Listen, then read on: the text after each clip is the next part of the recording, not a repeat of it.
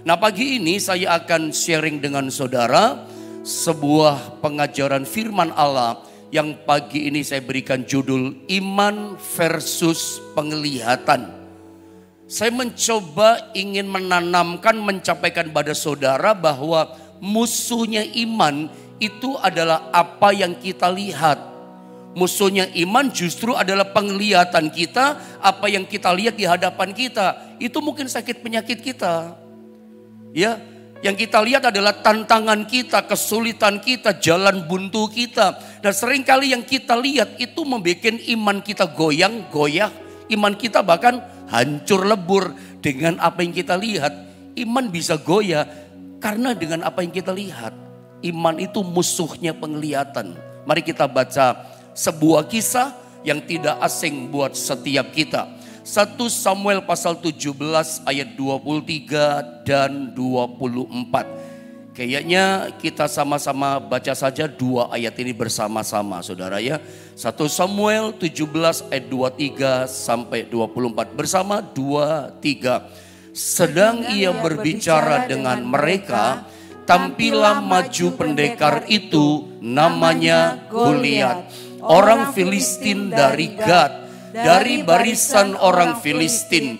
Ia mengucapkan kata-kata yang tadi juga dan Daud mendengarnya. Ketika semua orang Israel melihat orang itu, larilah mereka daripadanya dengan sangat ketakutan. Saya percaya dua ayat yang barusan kita baca, 1 Samuel pasal 17 ayat 23 dan 24, ini ayat yang sangat akrab, familiar dengan kita. Apalagi kita, Anda yang memulai kekristenan dari sekolah minggu, pastilah kita sering mendengar cerita ini, kisah tentang seorang pahlawan Filistin yang bernama Goliat. Yang kita sama-sama tahu Goliat ini adalah raksasa, badannya tinggi banget, hampir 3 meter gitu kira-kira. Dan badannya sangat kuat. Goliat ini bukan cuma kuat dan tinggi besar, tapi penampilan Goliat ini orang Jawa katakan sangar dan sangat menakutkan. Makanya kita menemukan ketika Goliat ini tampil dan berteriak menantangin barisan tentara Israel, ada hal yang menarik. Lihat ayat 24. Saya mau tunjukkan sesuatu dari firman Allah yang dikatakan ketika semua orang. Saya tertarik dengan kata ketika semua orang. Artinya mayoritas orang Israel. Kata semua orang menunjukkan jumlah yang sangat banyak dari antara orang Israel. Saya ulang pembacaannya. Ketika semua orang Israel, di mana mayoritas mereka bangsa Israel, jumlah yang sangat banyak, melihat orang itu adalah Goliat. Alkitab katakan apa? Ketika mayoritas mereka melihat Goliat tampil di depan mereka, Alkitab tulis begini, larilah mereka daripadanya dengan sangat ketakutan. Pertanyaannya adalah, kenapa mereka lari? Gak cukup lari, larinya dengan sangat ketakutan. Karena mereka melihat orang itu. Siapa yang mereka lihat? Goliat yang mereka lihat. Akibatnya apa? Iman hilang. Setiap perkataan-perkataan firman Allah yang pernah diucapkan Nabi Samuel, Tuhan yang ajar mereka lewat nabinya, itu hilang, itu hancur, mereka lupa. Alkitab katakan, larilah mereka daripadanya dengan sangat ketakutan. Artinya bukan cuma goyah lagi iman kepercayaan mereka akan Tuhan. Sudah hancur, gak ada iman lagi. Gak ada lagi kita ngomong pengharapan. Kenapa hilang pengharapan? Iman mereka akan percayakan kuasa Tuhan. Karena mereka melihat ada orang di hadapannya Goliat begitu tinggi besar. Saya mencoba menunjukkan, lihat saudara ya, bahwa musuhnya iman itu apa yang kita lihat. Dalam kisah kejatuhan iman juga manusia pertama, itu urusannya adalah dengan apa yang dilihat. Bagian awal poin pertama cobalah tangkap baik-baik. Saya mau sampaikan dulu poin pertama tentang apa yang kita lihat. Apa yang kita lihat, apa yang kita lihat. Mayoritas Israel lari ketakutan. Kalah sebelum berperang. hilang iman mereka. Kenapa? Karena apa yang mereka lihat di hadapan mereka, ada Goliat yang besar, tantangan yang besar. Sekarang kita lihat, saya ingin berkata begini sama saudara, waspadalah, sebab itu waspadalah terhadap apa yang kita lihat. Karena ternyata apa yang kita lihat di hadapan kita itu sebenarnya dapat menggoyahkan iman kita, dapat menghancurkan iman kita. Pelajaran keras buat kita. Kejadian pasal 3 ayat 1 sampai 7, saudara ya. Manusia pertama khususnya Hawa itu jatuh karena apa yang dia lihat buah pengetahuan baik dan jahat.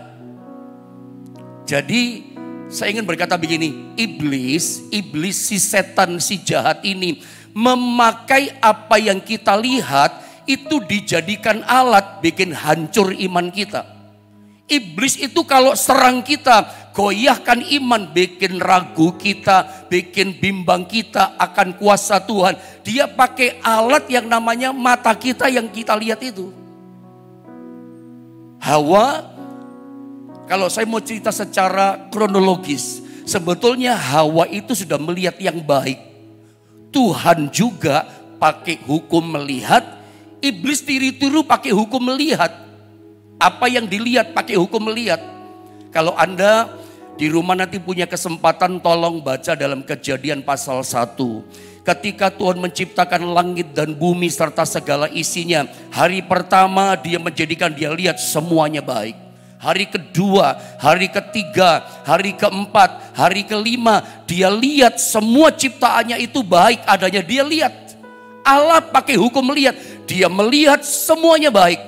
Lalu hari keenam, dia menciptakan manusia dan dia melihat manusia yang dia ciptakan sungguh amat baik adanya. Pakai hukum melihat, dia lihat makanya bisa berkata sungguh amat baik adanya. Kemudian nanti Kejadian 1 ayat 29, mungkin multimedia bisa bantu kita barangkali. Kejadian 1 ayat 29, lalu Allah ini ngomong kepada yang namanya Hawa. Di Kejadian 1 ayat 29, ini saya baca ayatnya dimunculkan multimedia. Berfirmanlah Allah kepada siapa? Kepada manusia pertama, Adam sama Hawa. Termasuk ada Hawa, khususnya di situ yang sedang kita bicarakan. Allah ngomong begini, lihatlah. Allah ngomong sama Hawa sama Adam, lihatlah aku memberikan kepadamu segala tumbuh-tumbuhan yang berbiji di seluruh bumi dan segala pohon-pohonan yang buahnya berbiji, itulah akan menjadi makananmu. Turun ayat 31. Ayat 31 dikatakan apa? Perhatikan. Allah pakai hukum melihat. Ayat 31. Maka Allah melihat segala yang dijadikannya itu sungguh amat baik. Jadilah petang dan jadilah pagi, itulah hari ke-6 dan seterusnya. Jadi ternyata Tuhan Allah kita juga pakai hukum melihat. Dan sebetulnya dari kronologis ayat 29 dalam Kejadian pasal 1. Tuhan itu sudah menunjukkan, memperlihatkan kepada Hawa semua yang baik. Segala ciptaannya, ini baik, ini baik, ini baik. Artinya apa? Artinya sebelumnya Adam sama Hawa, Tuhan sudah tunjukkan, perlihatkan semua yang baik. Sudah dikasih lihat semua yang baik loh. Sekarang ganti, setan pun pakai hukum melihat. Untuk serang manusia pertama, hancurkan keluarga manusia pertama, hancurkan iman mereka, pakai hukum melihat. Jadi dia pakai alat apa yang dilihat itu, jatuhkan iman daripada Hawa. Sekarang ditunjukkan yang namanya buah pengetahuan baik dan jahat. Iblis ngomong gini, kalau kamu makan buah itu kan singkatnya begitu saya potong ya. Kalau kamu lihat buah itu, kata iblis, kamu akan jadi seperti Allah. Apa yang terjadi?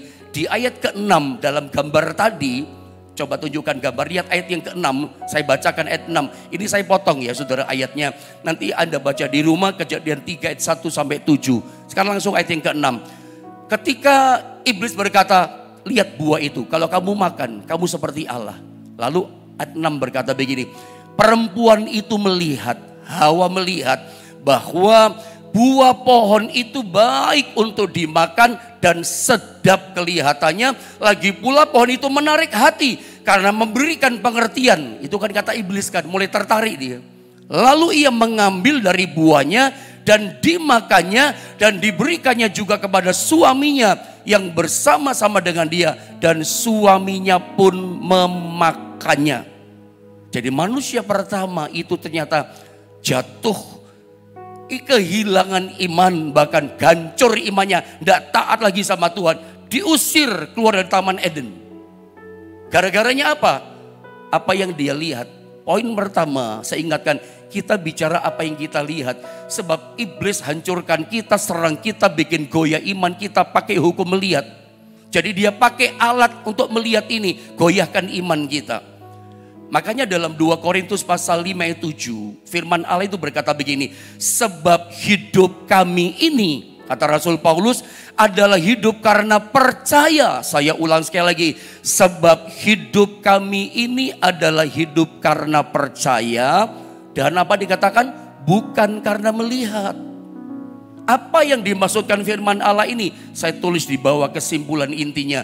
Tuhan sedang memberitahu kita lewat ayat ini bahwa musuh dari iman itu adalah penglihatan. Makanya Paulus berkata, hidup kami ini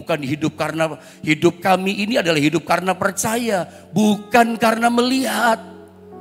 Setan pakai hukum melihat, justru apa yang kita lihat dipakai alat sama setan untuk bikin goyah, kalau perlu sampai hancur iman kita. Musuhnya iman, kata firman, itu adalah penglihatan kita. Kalau Anda mau contoh, saya akan kasih contoh, beberapa contoh sama saudara. Lihat, setan pakai alat yang namanya penglihatan ini, melihat apa yang dilihat, itu untuk hancurkan iman orang-orang percaya. Contohnya Lot, keponakannya Abraham. Ketika mereka mesti berpisah begitu intinya, Abraham berkata, silakan kamu pilih, lihat semua tempat itu, mana yang kamu mau pilih. Lalu Kejadian 13 ayat 10 berkata begini, lalu Lot melayangkan pandangannya, dia mulai melihat, pandangannya dilihat ini tanah di depannya. Dan dikatakan, dilihatnya lah, ini kalimatnya, bahwa seluruh lembah Yordan banyak airnya, seperti taman Tuhan, seperti tanah Mesir sampai ke Zoar. Hal itu terjadi sebelum Tuhan memusnahkan Sodom dan Gomora. Lihat, orang yang percaya, keponakan Abraham bernama Lot, dia juga hancur. Bukan cuma Lot yang hancur, istrinya, 2 anaknya, keluarga ini berantakan. Moralitasnya hancur. Bahkan semua yang dibangun tinggal di Sodom Gomora, ekonominya, usahanya, bisnisnya hancur semua. Bahkan hubungan orang tua sama anak Lot sama 2 putrinya hancur juga. Moralitasnya rusak. Terjadi perzinahan antara bapak sama 2 anaknya, 2 anak perempuan. Gara-gara apa? Apa yang dilihat? Setiap hari lihat Sodom Gomora, kota yang rusak. Kota yang gemerlap, saya katakan kemarin, kota yang tidak ada tidurnya. Makin malam, makin tengah malam, makin meriah, makin ramai. Ada LGBT di situ, ada lesbian di situ, ada orang-orang kecanduan narkoba, itu ramai di situ. Kota yang terang, makin malam makin terang, kayak lampu-lampu disco begitu. Itu kalau kita tarik kekinian. Lot memilih tempat itu karena apa yang dia lihat. Sekali lagi, musuhnya iman itu penglihatan. Lot jelas kehilangan iman, hancur goyah imannya dia. Gara-gara apa? Yang dia lihat. Untung dia masih selamat karena doa Abraham. Ya, tidak sampai mati binasa. Yang kedua adalah istrinya Lot. Seharusnya 4 orang ini, Lot, istrinya dengan 2 anaknya, semuanya selamat. Malaikat berkata, lari saja secepatnya, tinggalkan Sodom Gomora. Jangan menoleh ke belakang. Jangan lagi lihat ke belakang. Kamu lihat ke belakang, kamu jadi tiang garam. Itu adalah warning, peringatan dari malaikat Allah. Tapi apa yang terjadi? Kejadian 19 ayat 26 kita lihat. Tetapi istri Lot, dikatakan yang berjalan mengikutnya, menoleh atau melihat ke belakang, lalu menjadi tiang garam. Kenapa lihat ke belakang? Berat sama rumahnya, berat sama harta bendanya. Jadi tiang garam, hancur, jatuh, gagal karena apa yang dilihat. Sama dengan Daud, contoh ketiga. Saya mau bicara begini bagian pertama. Apa yang kita lihat, apa yang dilihat. Daud itu pahlawan perang. Dalam setiap peperangan Daud hampir selalu menang, hampir tidak pernah kalah, saudara. Bahkan Goliat pun dia bisa kalahkan. Setan kesulitan untuk jatuhkan Daud. Setan kesulitan untuk bikin hancur imannya. Tapi setan tetap pakai modus operandinya, hukum melihat. Satu kali, coba kita lihat ayat ini saja, 2 ayat cukup saya bacakan. 2 Samuel 11 ayat 1 dan 2. Pada pergantian tahun, pada waktu raja-raja biasanya maju berperang, maka Daud menyuruh Yoab maju beserta orang-orangnya dan seluruh orang Israel. Mereka memusnahkan Bani Amon dan mengepung kota Raba. Sedang Daud sendiri tinggal di Yerusalem. Perhatikan ayat yang kedua. Sekali peristiwa pada waktu petang ketika Daud bangun dari tempat pembaringannya. Perhatikan, lalu berjalan-jalan di atas soto istana. Tampak kepadanya dari atas soto itu, tampak kepadanya. Berarti Daud melihat dong. Iya, dia melihat. Dia melihat tampak kepadanya dari atas soto itu. Seorang perempuan sedang mandi. Perempuan itu sangat elok rupanya. Namanya adalah Batseba, kita tahu. Kapan Daud itu jatuh? Orang yang berkenan di hati Tuhan. Orang yang diurapi Tuhan. Daud seorang yang dicintai Tuhan. Kita nggak ragukan itu. Tapi tahukah Anda kapan Daud itu jatuh dalam dosa perzinahan? Dia hampir kehilangan iman. Hancur hari itu imannya. Kenapa? Gara-gara apa yang dia lihat. Begitu dia di atas suatu istana, dari atas dia lihat Batseba mandi, cantik betul wanita ini. Dan Daud sejak melihat wanita namanya Batseba yang lagi mandi itu, Daud tidak bisa stop. Dia tidak tahu kapan waktunya berhenti untuk memikirkan Batseba. Tidur dia pikirkan Batseba. Lagi jalan pikirkan Batseba. Terus pikiran hatinya Batseba. Tidak bisa stop. Tidak ngerti kapan waktunya stop, berhenti dari pikiran dosa itu. Sampai akhirnya dia suruh panglimanya katakan, bawa perempuan itu ke sini. Terjadi perzinahan. Bahkan dia bunuh suaminya Batseba bernama Uriah. Jatuh dalam dosa perzinahan, jatuh dalam dosa perencanaan pembunuhan. Siapa? Daud, seorang yang berkenan di hati Tuhan, orang yang diurapi Tuhan. Kenapa bisa jatuh?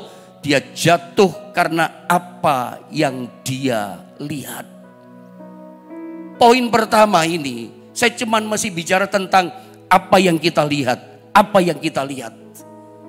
Tapi satu kali Yesus yang mengajar dalam Lukas 11 ayat 34. Yesus berkata begini, matamu, perhatikan, adalah pelita tubuhmu. Jadi yang menuntun hidup kita di arah jalan yang benar, Tuhan katakan itu adalah mata kita. Mata kita itu penerang kita, pelita yang nuntun jalan kita itu adalah mata kita. Lalu Alkitab katakan, jika matamu baik, jadi ada mata yang baik. Kalau mata kita baik, dikatakan teranglah seluruh tubuh kita. Terang tubuh kita punya mata yang baik. Tetapi ini yang terjadi. Tetapi jika matamu jahat, ada mata baik, ada mata jahat. Apa yang terjadi kata Yesus kalau mata kita jahat? Gelaplah seluruh tubuhmu, binasa tubuh kita. Persoalannya di mata, soalnya soal mata. Di dalam Lukas 11 ayat 34 ini, ada sebuah pewahyuan yang Tuhan singkapkan yang membuat saya sadar tentang pentingnya yang namanya penglihatan. Ayat ini tidak berkata tentang apa yang kita lihat. Poin pertama dari semua ayat yang saya sudah sodorkan sama saudara. Semua ayat itu, semua kisah itu bicara tentang apa yang kita lihat. Hawa jatuh karena apa yang dia lihat. Lot jatuh hancur sak keluarganya karena apa yang dia lihat. Istrinya Lot jadi tiang garam, tidak bisa lolos keluar dari penghukuman Sodom Gomora karena apa yang dia lihat. Yang dia lihat harta benda duniawi, bukan melihat iman kepada Tuhan, jadi tiang garam. Poin pertama itu bicara apa yang kita lihat, apa yang kita lihat. Lukas 11:34, Yesus tidak bicara tentang apa yang kita lihat. Tapi Yesus bicara tentang mata itu adalah alat untuk kita melihat. Maksudnya apa? Makanya ada istilah ajaran Yesus, mata baik, mata jahat. Kok ada mata baik, mata jahat? Ini bicara tentang mata ini sebagai alat untuk melihat. Maksudnya apa? Ini bicara tentang cara kita memandang, cara kita melihat. Atau kita kenal dengan istilah perspektif kehidupan, sudut pandang kehidupan. Yang pertama bicara apa yang kita lihat di hadapan kita. Daud jatuh karena melihat perempuan mandi. Dia melihat apa di hadapannya. Tetapi Lukas 11:34 tidak bicara tentang apa yang kita lihat objek di depan kita. Enggak. Tapi Yesus bicara tentang mata kita itu adalah alat untuk melihat. Nah, ketika kita melihat ini, cara pandang kita itu mesti betul. Ayat ini bicara tentang mata baik, mata jahat. Sebab ini bicara tentang cara kita melihat, cara kita memandang. Itu menentukan keberhasilan kita. Gagal berhasilnya hidup kita tergantung apa yang kita lihat. Semakin maju atau semakin mundur sampai terhilang kita tergantung dari cara kita melihat, bukan apa yang kita lihat. Itu yang Yesus katakan. Makanya saya kasih inti kesimpulan dari Lukas 11 ayat 34. Pewahyuannya adalah ini yang saya tangkap. Bahwa cara kita melihat mata yang baik tadi itu ternyata jauh lebih penting daripada apa yang kita lihat. Saya berharap ini pewahyuan yang Tuhan singkapkan, Anda bisa menangkap pada bagian titik ini. Bahwa ternyata begini, cara kita melihat, cara kita memandang apa yang di depan kita, itu jauh lebih penting daripada apa yang kita lihat. Contoh yang paling gampang, yang paling sederhana, yang barangkali Anda sering mendengar, ya, ilustrasi. Saya pun sering dengar, sering baca ilustrasi ini, tapi tidak ada salahnya kan. Saya tidak punya contoh gambaran ilustrasi yang lebih baik daripada ilustrasi ini. Menurut saya yang paling pas menggambarkan bahwa cara kita melihat, cara pandang kita itu jauh lebih penting daripada apa yang kita lihat. Yang kita lihat mungkin tantangan. Satu kali ada sebuah perusahaan sepatu, dia mengutus seorang salesman yang pertama untuk masuk ke daerah pedalaman. Ada peluang nggak kita buka usaha jual sepatu di sana? Berangkat sales pertama, singkat kata, nyampe di pedalaman itu. Kaget si sales pertama. Lihat tempat ini betul-betul pedalaman primitif. Dia perhatikan kehidupan masyarakat di sana. Dia lihat tidak ada seorang pun ternyata yang pakai sepatu. Rata-rata pakai sandal semua, tidak ada pakai sepatu. Langsung terintimidasi sales pertama. Dengan apa yang dilihat, langsung lemah, langsung dia coba telepon, tidak ada sinyal. Pedalaman kok. Pergi agak ke kota, telepon sama bos perusahaan. Bos, besok saya langsung pulang bos. Loh kenapa cepat pulang? Percuma bos, gak bisa, kita gak punya peluang buka usaha penjualan di pedalaman itu. Saya melihat di sana gak ada seorang pun, satu orang gak ada yang pakai sepatu. Jadi gak mungkin bos, ulang orang ini. Pimpinan perusahaan gak puas, kirimlah sales yang kedua. Begitu nyampe di pedalaman, sales kedua, dia melihat yang sama. Tanah yang sama, kondisi yang sama. Memang betul kata laporan sales yang pertama. Tidak ada seorang pun di sana yang pakai sepatu. Semuanya pakai sandal. Seorang tidak ada pakai sepatu. Justru ketika dia melihat keadaan itu, dia punya cara pandang perspektif yang baik. Wah, ini kesempatan. Ini peluang besar, bisa laku keras penjualan sepatu di sini. Cepat dia ke kota, telepon bosnya. Bos, kita punya peluang besar, potensi besar bisa buka toko sepatu rame di pedalaman itu. Karena saya melihat di sana kondisinya tidak ada seorang pun yang pakai sepatu. Nanti saya perkenalkan mereka sepatu. Apa yang Anda dengar, yang Anda bisa lihat secara rohani dari cerita ini tentang dua salesman ini. Yang satu terintimidasi, langsung hilang pengharapannya, merasa tidak mungkin berhasil. Kenapa? Karena apa yang dia lihat. Aduh, yang dilihat tantangan, yang dilihat sulit, ini mustahil bisa berhasil. Tetapi Sales yang kedua, ketika melihat kondisi itu, dia pakai mata melihat itu, dia punya cara pandang yang benar. Ini kesempatan sukses besar. Mari kita lihat, menghadapi situasi keadaan dunia ini, biarlah mata ini kita bisa melihat dengan cara pandang yang benar. Mata ini memang alat untuk melihat, lihat sakit kita. Nah, ketika kita lihat sakit kita, aku lagi sakit, miliki cara perspektif yang benar, cara pandang iman. Cara pandang atau perspektif, istilah itu sama dengan iman. Iman itu kan sekalipun belum sembuh, tapi kita percaya, aku yakin aku sembuh, disembuhkan oleh Tuhan. Tapi dengar baik, jadi cara pandang atau perspektif melihat apa yang kita lihat di depan kita, itu namanya adalah iman. Nah, saya mau terangkan sedikit di sini. Lihat gambar bagian ini. Ketika kita berbicara tentang yang namanya iman, lihat baik-baik tulisan ini. Iman itu tidak membutakan mata kita untuk melihat kenyataan. Saya ulang, karena ini penting makanya saya ulang. Bukan saya suka mengulang-ulang, tapi kalimat ini penting, powerful. Iman yang ada pada diri kita itu ternyata sebetulnya tidak membutakan mata kita untuk melihat kenyataan. Atau saya simpulkan begini intinya, jadi iman itu bukan menyangkali atau membutakan kenyataan yang kita hadapi, tapi justru iman, cara pandang, perspektif akan Tuhan itu mengatasi kenyataan yang kita hadapi. Jadi iman yang ada dalam diri kita yang bisa membuat kita bisa berpandangan positif, punya pandangan yang percaya Tuhan pasti tolong, Tuhan pasti sembuhkan. Iman itu bukan menyangkali atau membutakan kita dengan kenyataan yang ada. Misalnya contoh, kita lagi sakit nih badan kita. Tapi kita berkata gini, oh enggak kok, saya enggak sakit kok, saya sehat. Kenyataannya sakit. Kalau Anda dengar orang berkata begini di gereja, misalnya di depan saudara, bisa sama sebagai orang beriman kan kita. Apa yang terjadi kalau Anda mendengar orang berkata ini? Dia sakit sebetulnya, tapi dia berkata, enggak, saya enggak sakit. Saya sehat kok. Saya percaya kok Tuhan tolong saya. Saya percaya Tuhan sembuhkan saya. Ketika kita mendengar kalimat perkataan ini, kelihatannya benar. Kelihatannya, wih powerful ya, dahsyat luar biasa ya. Benar juga ya. Dia sakit kenyataannya, tapi dia berkata begini dapat kita, enggak, saya enggak sakit kok. Saya sehat, siapa bilang saya sakit? Saya percaya Tuhan sembuhkan saya. Kelihatannya benar.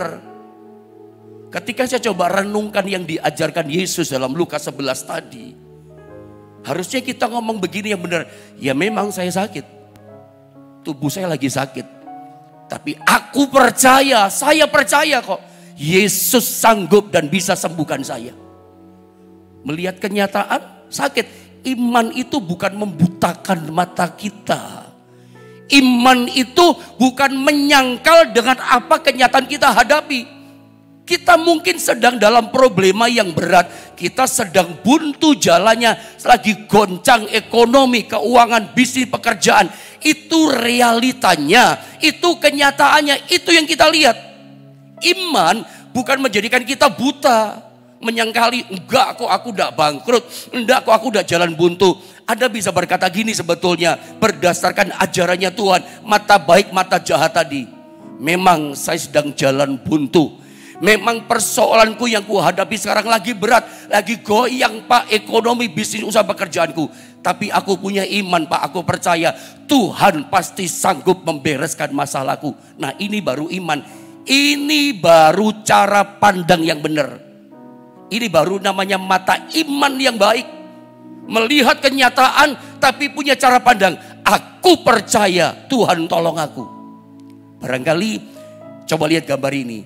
Ini yang orang dunia menghidupi yang namanya disebut positive thinking. Anda pernah dengar istilah positive thinking? Pikiran positif. Iman itu sesungguhnya. Jadi kalau saya boleh terjemahkan nih, menurut saya nih saudara ya. Iman itu juga memang adalah positive thinking. Tetapi beda dengan positive thinking yang dipercayai, yang dihidupi oleh orang di luar sana. Beda. Iman itu memang positive thinking. Tapi positive thinking yang dimiliki orang di luar sana, di dunia sana. Itu belum tentu iman, bahkan memang bukan iman. Positive thinkingnya orang dunia itu sumbernya, karena positive thinking orang dunia kan selalu bicara self, diri sendiri. Positive thinkingnya mereka berkata, aku percaya pada diri sendiri. Sumbernya diri sendiri, sumbernya kepintarannya, sumbernya adalah kekuatannya, percayanya pada dirinya, pede, percaya diri. Positive thinkingnya orang dunia itu jelas bukan iman. Sumbernya adalah pede, percaya diri sendiri. Sedangkan iman itu positive thinkingnya adalah janji Tuhan, kuasa Tuhan. Aku punya Tuhan yang besar, aku punya Tuhan yang luar biasa, aku punya Tuhan yang bisa menolong membereskan hidupku. Positive thinkingnya adalah Tuhan. Iman kita, cara pandang positif kita akan kenyataan hidup yang berat, itu sumbernya adalah kuasa Tuhan, pribadi Tuhan, dan kuasanya yang tak terbatas dalam hidup kita.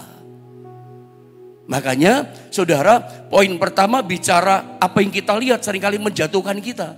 Makanya kalau kita melihat dengan mata kita situasi yang berat, kalau Anda orang beriman, harusnya Anda punya cara pandang yang betul. Cara pandang apa? Memang kenyataan masalahku berat. Memang betul Pak Pendeta, saya lagi sakit. Tapi saya percaya Pak, janji Tuhan bahwa bilur Yesus akan sembuhkan saya. Nah, ini cara pandang yang betul. Ini cara pandang positif thinking akan kuasa Tuhan, bukan dari kekuatan kita. Makanya saya tunjukkan yang sempat saya katakan dari awal.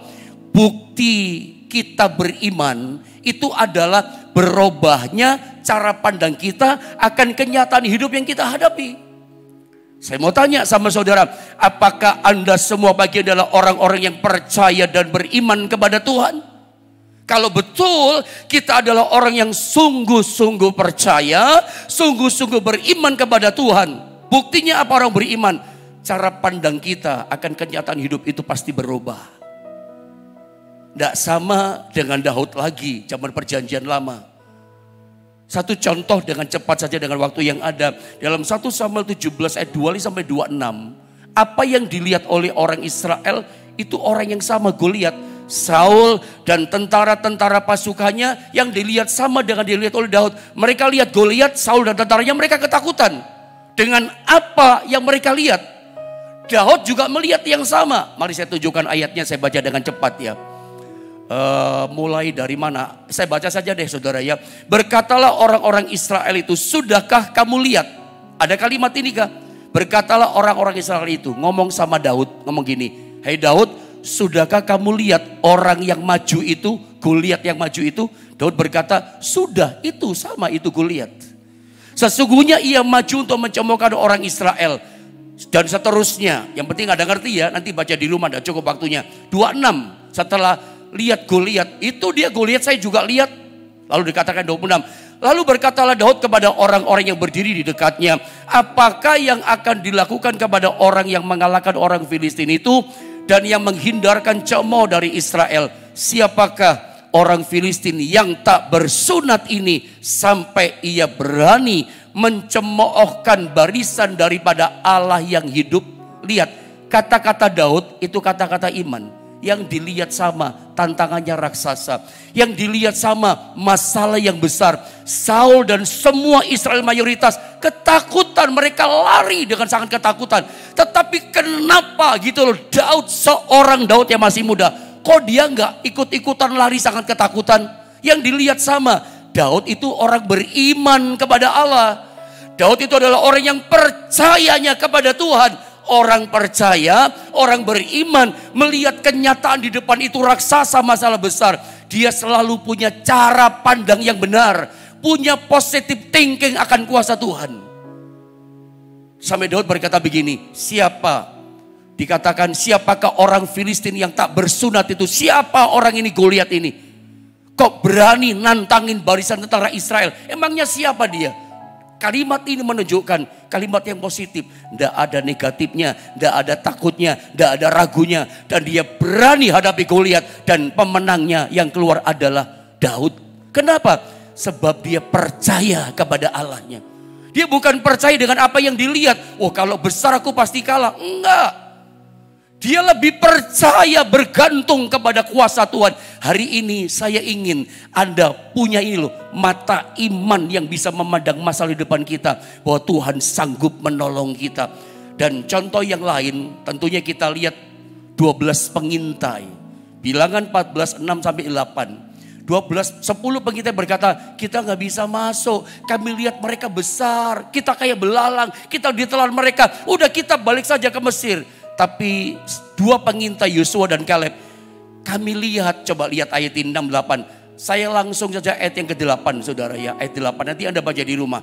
Jika Tuhan berkenan kepada kita, maka Ia akan membawa kita masuk ke negeri itu. Dan akan memberikannya kepada kita suatu negeri yang berlimpah-limpah susu dan madunya. Kita maju, kita bisa menang. Tuhan berkenan sama kita kok. Beda kan saudara. Yang dilihat sama loh kondisinya. Orang-orang enak, para raksasa. Tanahnya sama. 10 ngomongnya negatif. Tapi Kaleb dan Yosua berkata, Tuhan berkenan sama kita. Kita pasti menang. Tuhan kuasanya lebih besar kok menyertai kita. Ini bicara cara pandang iman loh. Hari ini saya tidak tahu kenyataan hidup yang Anda hadapi. Besarnya masalah kesulitan yang Anda hadapi. Miliki cara pandang yang benar, cara pandang iman. Sumbernya adalah Tuhan. Kita punya Tuhan yang besar, yang sanggup menolong setiap kita. Mari kita sama-sama berdoa.